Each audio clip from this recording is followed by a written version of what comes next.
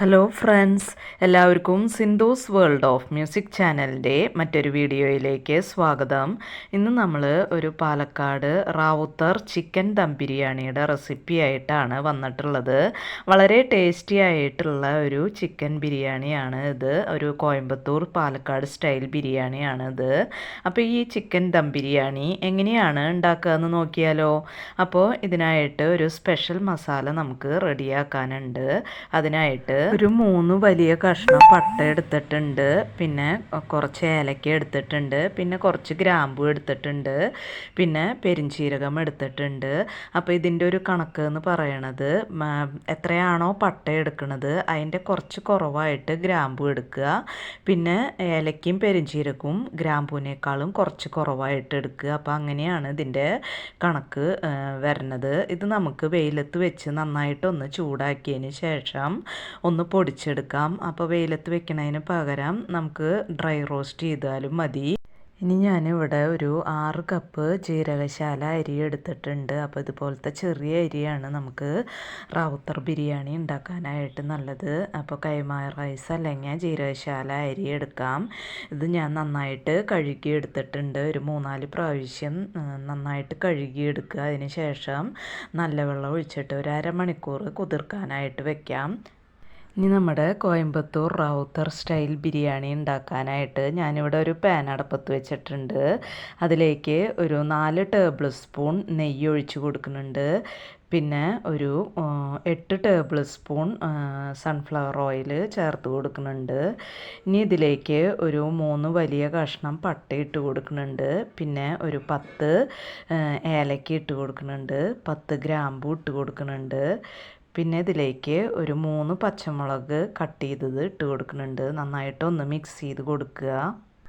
തീ ലോ ഫ്ലെയിമിലിട്ടിട്ട് വേണം ഇത് മിക്സ് ചെയ്ത് കൊടുക്കാനായിട്ട്. ഇപ്പോൾ പട്ടയും ഗ്രാമ്പും നല്ലൊരു വാസന വരുന്നുണ്ട്.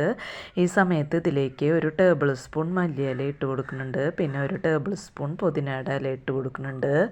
നന്നായിട്ടൊന്ന് മിക്സ് ചെയ്ത് കൊടുക്കുക. ഇനി ഇതിലേക്ക് ഞാനിവിടെ ഒരു 5 വലിയ സൈസ് സവാള ചെറുതാക്കി കട്ട് ചെയ്തെടുത്തിട്ടുണ്ട്. അത് ഇതിലേക്ക് ഇട്ട് കൊടുക്കുന്നുണ്ട്. പിന്നെ സവാള വഴണ്ട് വരാനായിട്ട് കുറച്ച് ഉപ്പ് ചേർത്ത് കൊടുക്കുന്നുണ്ട്. നന്നായിട്ട് ഒന്ന് മിക്സ് ചെയ്ത് കൊടുക്കുക. തീ മീഡിയം ഫ്ലെയിമിലിട്ടിട്ട് സവാള നന്നായിട്ടൊന്ന് വഴറ്റിയെടുക്കാം. ഇപ്പോൾ സവാള ഇവിടെ നന്നായിട്ടൊന്ന് വാടി വന്നിട്ടുണ്ട്. ഇനി ഇതിലേക്ക് ഒരു 5 ടേബിൾ സ്പൂൺ വെളുത്തുള്ളി പേസ്റ്റ് ചേർത്ത് കൊടുക്കുന്നുണ്ട്. പിന്നെ ഒരു 4 ടേബിൾ സ്പൂൺ ഇഞ്ചി പേസ്റ്റ് ചേർത്ത് കൊടുക്കുന്നുണ്ട്. നന്നായിട്ടൊന്ന് മിക്സ് ചെയ്ത് കൊടുക്കുക. ഇഞ്ചിയും വെളുത്തുള്ളിയൊക്കെ നന്നായിട്ടൊന്ന് മിക്സ് ചെയ്ത് കൊടുക്കാം. ഇപ്പോൾ ഇഞ്ചിയും വെളുത്തുള്ളിയും ഇവിടെ നന്നായിട്ട് മിക്സ് ചെയ്തെടുത്തിട്ടുണ്ട്. ഇനി ഇതിലേക്ക് ഞാനിവിടെ ഒരു 250 ഗ്രാം ചെറിയ ഉള്ളി ചതച്ചെടുത്തിട്ടുണ്ട്. അപ്പോൾ 250 ഗ്രാം എന്ന് പറയണത് ഏകദേശം ഒരു 40 എണ്ണം ഉണ്ടാവും. പിന്നെ ഒരു 4 പച്ചമുളക് ചതച്ചെടുത്തിട്ടുണ്ട്. അത് ഇതിലേക്ക് ഇട്ട് കൊടുക്കുന്നുണ്ട്. നന്നായിട്ടൊന്ന് മിക്സ് ചെയ്ത് കൊടുത്ത് ഈ ചെറിയ ഉള്ളിയും സവാളയൊക്കെ നന്നായിട്ടൊന്ന് കളർ മാറി വരണ വരെ ഒന്ന് മിക്സ് ചെയ്ത് കൊടുക്കാം. അപ്പോൾ ഈ ചെറിയുള്ളി സ്കിപ്പ് ചെയ്യാൻ പാടില്ല കേട്ടോ. അപ്പോൾ ഈ ചെറിയുള്ളിയാണ് നമ്മുടെ റാവുത്തർ ബിരിയാണിയുടെ ഏറ്റവും വലിയ ഹൈലൈറ്റ് എന്ന് പറയണത്. ഇപ്പം നമ്മുടെ സവാള ഇവിടെ നന്നായിട്ട് വാടി വന്നിട്ടുണ്ട്. ഇനി തീ ലോ ഫ്ലെയിമിലേക്ക് ആക്കി കൊടുത്തിട്ട് നമുക്കിതിലേക്ക് പൊടികൾ ചേർത്ത് കൊടുക്കണം. ഞാനിതിലേക്ക് ഒരു 3.5 ടേബിൾ സ്പൂൺ എരിവുള്ള മുളക് പൊടി ചേർത്ത് കൊടുക്കുന്നുണ്ട്. പിന്നെ നമ്മൾ പൊടിച്ച് വെച്ചിട്ടുള്ള സ്പെഷ്യലായിട്ടുള്ള ഗരം മസാല പൗഡർ ഇട്ട് കൊടുക്കുന്നുണ്ട്. നന്നായിട്ടൊന്ന് മിക്സ് ചെയ്ത് കൊടുക്കുക. അപ്പോൾ എരിവുള്ള മുളക് പൊടിക്ക് പകരം നിങ്ങൾക്ക് വേണമെന്നുണ്ടെങ്കിൽ കാശ്മീരി ചില്ലി പൗഡർ ചേർത്ത് കൊടുത്താലും മതി കേട്ടോ. തീ ലോ ഫ്ലെയിമിൽ ഇട്ടിട്ട് ഈ പൊടികളുടെ പച്ചമണം മാറണ വരയ്ക്ക് നന്നായിട്ടൊന്ന് മിക്സ് ചെയ്ത് കൊടുക്കാം. ഇപ്പോൾ പൊടികളുടെ പച്ചമണമൊക്കെ മാറിയിട്ടുണ്ട്. ഇതിലേക്ക് ഒരു പിടി മല്ലിയില കട്ട് ചെയ്തത് ഇട്ട് കൊടുക്കുന്നുണ്ട്. പിന്നെ ഒരു പിടി പുതിനയുടെ ഇല കട്ട് ചെയ്തത് ഇട്ട് കൊടുക്കുന്നുണ്ട്. നന്നായിട്ടൊന്ന് മിക്സ് ചെയ്ത് കൊടുക്കുക. ഇനി ഇതിലേക്ക് ഒരു 4 വലിയ തക്കാളി ചെറുതാക്കി കട്ട് ചെയ്തെടുത്തിട്ടുണ്ട്. അത് ഇതിലേക്ക് ചേർത്ത് കൊടുക്കുന്നുണ്ട്. നന്നായിട്ടൊന്ന് മിക്സ് ചെയ്ത് കൊടുക്കുക. ഇനി നമുക്കിത് മൂടി വെച്ചിട്ട് തക്കാളി നന്നായിട്ടൊന്ന് വെന്ത് വരണ വരെ മൂടി വെച്ച് വേവിച്ചെടുക്കാം.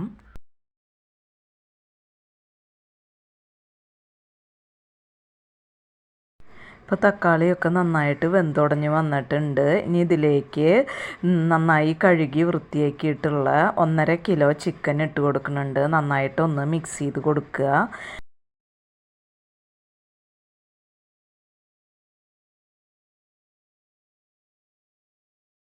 ഇപ്പോൾ ചിക്കൻ ഇവിടെ നന്നായി മിക്സ് ചെയ്തെടുത്തിട്ടുണ്ട്. ഇനി ഇത് മൂടി വെച്ചിട്ട് ഒരു 2-3 മിനിറ്റ് ഒന്ന് വേവിച്ചെടുക്കാം. ഇപ്പോൾ ഒരു 3 മിനിറ്റ് ആയിട്ടുണ്ട് ചിക്കൻ മൂടി വെച്ചിട്ട്. ഇത് നമുക്ക് നന്നായിട്ട് ഒന്ന് മിക്സ് ചെയ്ത് കൊടുക്കാം. ഇനി ഇതിലേക്ക് ഒരു 1/4 കപ്പ് തിളച്ച വെള്ളം ഒഴിച്ചു കൊടുക്കാം. നമുക്ക് ചിക്കൻ വേവിക്കാനായിട്ടാണ്. അപ്പോൾ നന്നായിട്ടൊന്ന് മിക്സ് ചെയ്ത് കൊടുക്കുക. ഇനി ഇതിലേക്ക് 1/2 കപ്പ് പുളിയില്ലാത്ത തൈര് ഞാൻ ചേർത്ത് കൊടുക്കുന്നുണ്ട്. അപ്പോൾ ചിക്കൻ നന്നായിട്ടൊന്ന് സോഫ്റ്റായി വരാനായിട്ടാണ് ഈ സമയത്ത് തൈര് ചേർത്ത് കൊടുക്കുന്നത്. നന്നായിട്ടൊന്ന് മിക്സ് ചെയ്ത് കൊടുത്ത് നമുക്ക് മീഡിയം ഫ്ലെയിമിലിട്ടിട്ട് ചിക്കൻ നന്നായിട്ടൊന്ന് വെന്ത് വരണ വരെ മൂടി വെച്ച് വേവിച്ചെടുക്കാം. അപ്പോൾ ഇത് ചിക്കൻ ഒന്ന് ഇടയ്ക്ക് ഇളക്കി കൊടുക്കാൻ മറക്കരുത്.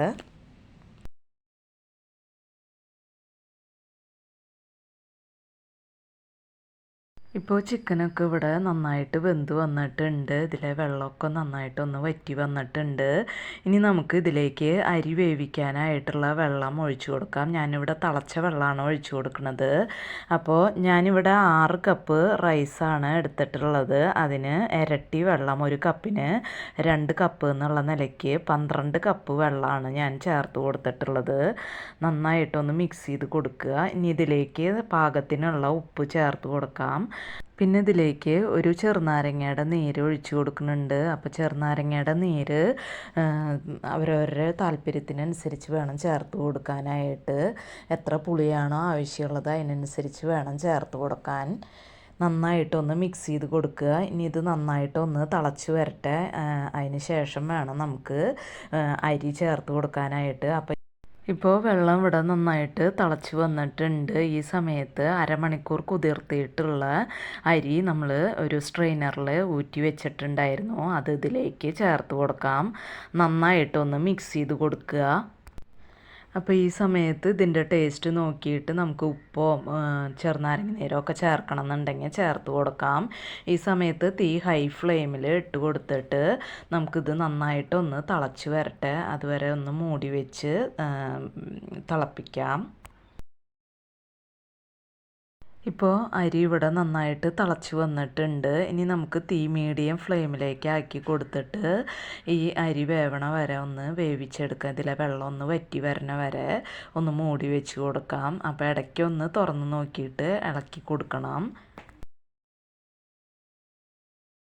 അപ്പം ഞാൻ 2-3 വട്ടം നമ്മുടെ ബിരിയാണി ഇളക്കി കൊടുത്തിട്ടുണ്ടായിരുന്നു.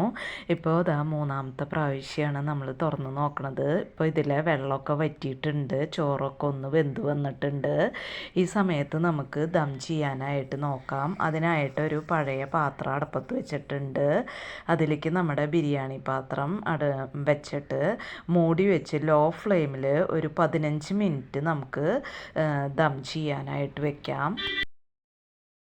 അപ്പോൾ ഒരു 20 മിനിറ്റ് ഞാൻ നമ്മുടെ ചിക്കൻ ദം ബിരിയാണി ദം ചെയ്യാനായിട്ട് വെച്ചിട്ടുണ്ടായിരുന്നു. അതിന് ശേഷം തീ ഓഫ് ചെയ്തിട്ട് ഒരു 10 മിനിറ്റ് ആയിട്ടുണ്ട്. ഇപ്പം നമ്മുടെ വളരെ ടേസ്റ്റി ആയിട്ടുള്ള പാലക്കാടൻ റാവുത്തർ ബിരിയാണി ഇവിടെ റെഡി ആയിട്ടുണ്ട്.